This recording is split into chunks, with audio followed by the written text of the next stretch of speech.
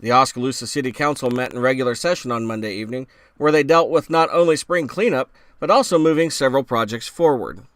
Oskaloosa City Manager Michael Schrock spoke with Oskaloosa News about the decisions made at Monday's meeting.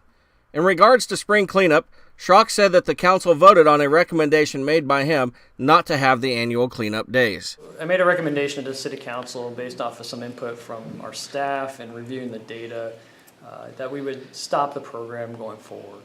I think this year was really an opportunity for us to take a step back, look at that information and say, okay, why are we providing this program to the community? Is it really being effective? And is now the right time in the sense of how we spend the resources for our public works department? Should they be used? Should they be doing something different? Mm-hmm. We obviously had a harsh winter, late start for spring. The roads are in terrible condition, and so we really think we really need to be out there hitting those potholes and getting ourselves ready for the rest of the summer work, rather than taking the resources, which is essentially a full week of our entire team plus additional help from the water department to get that job done. For the City of Oskaloosa, it costs a little over $15,000 a year to do, explained Schrock. That includes the staff time, that includes our fuel use, so $15,000 a year. Oskaloosa News asked Schrock about how the winter weather impacted the city budget for repairs. It's a struggle between the amount of salt that we had to use this year because of the number of events. That put the biggest stress on our budget. And then clearly trying to get enough rock material and cold patch, which no one likes cold patch, but it's an essential part of what we do. We'll make it work. Don't worry about that. We have room in the budget for it.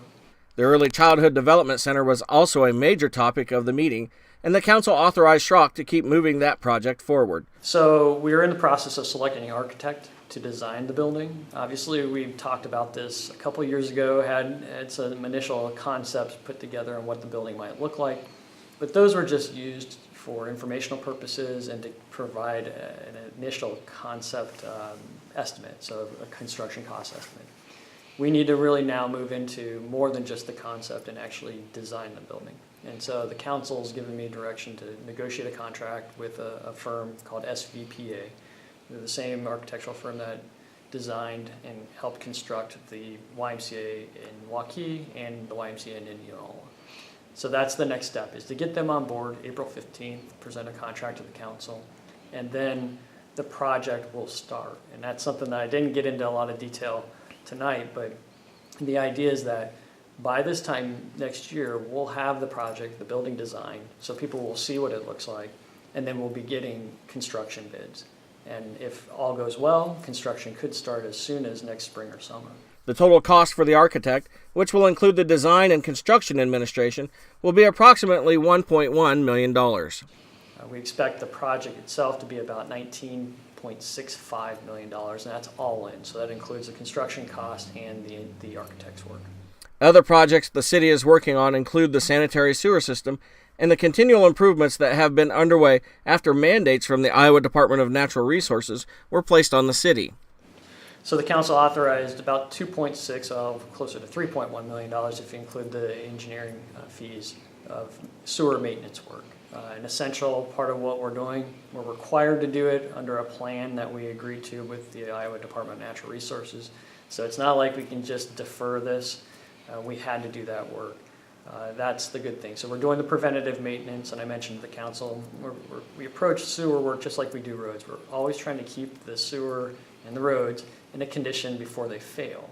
And that's because it's cheaper to keep them running and operating if they're not failed. If we have to reconstruct, we have to spend a lot more money. And so this portion of work that the council authorized tonight for about $2.65 million will be maintenance only. So it's just to get in there and line the sewer pipes. The council also rejected a bid for reconstruction, so those portions that have failed. They rejected the bid because it was 35% over the engineer's estimate, and that engineer's estimate was high to begin with. So we didn't feel good about that. I didn't recommend that it go forward. So that portion of work will be reevaluated. We'll divide it up into smaller projects and rebid it later this spring and summer.